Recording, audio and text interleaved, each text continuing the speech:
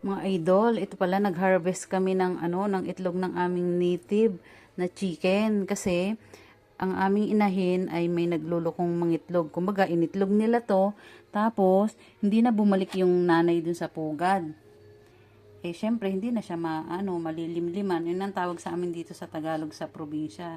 Yung para ma-create na magkaroon ng sisiw, eh hindi na pinupuntahan ng nanay. Kaya ginawa namin, kinuha na lang namin tong mga itlog. O, diba? Meron kaming very healthy at native na. Yan pala yung ating chicken, oh. Yan. Umilimlim yan dyan. Yan siya, oh. Huwag natin istorbohin kasi baka biglang lumabas. Diyan yung mga egg nang galing. Kinuha natin yung ibang egg dyan. Kasi sobrang dami nilang mga itlog.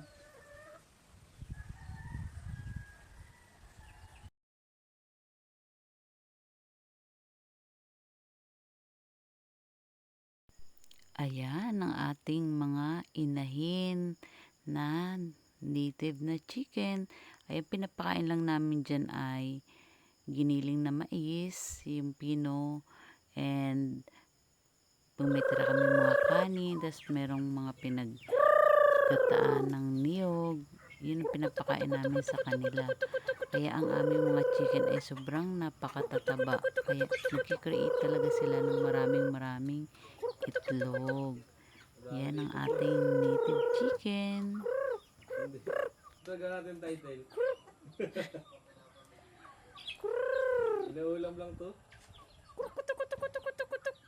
Ayan ang ating mga inahin na puro nangingitlog.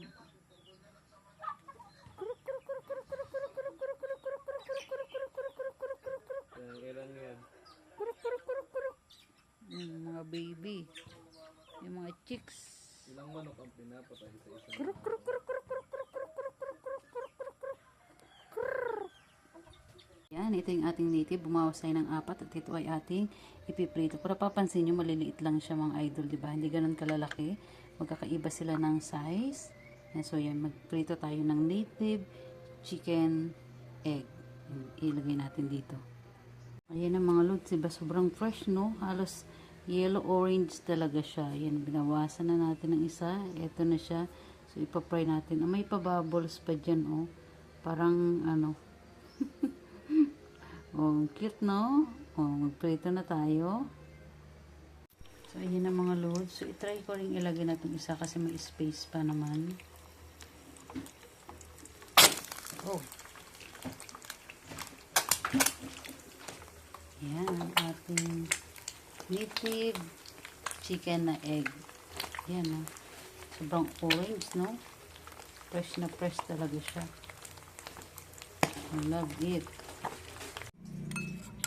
Yung 2 piraso nga pala mga idol ay ginawa nating scrambled egg. Yan. Ayan na, oh. Yung ating 4 na egg. Grabe na sobrang, tsaka siya, madikit siya sa, oh. Ayan, oh, yung pinaganan ko, madikit. Sobrang orange. Yan, at ito na yung ating sunny side up egg. Ito yung isa. Idol talaga sobrang yellow-orange siya. Yung ating ginawang scrambled egg. Yung ating sunny side up. Sobrang, ang dark ng kulay. Yellow-orange talaga siya. Diba?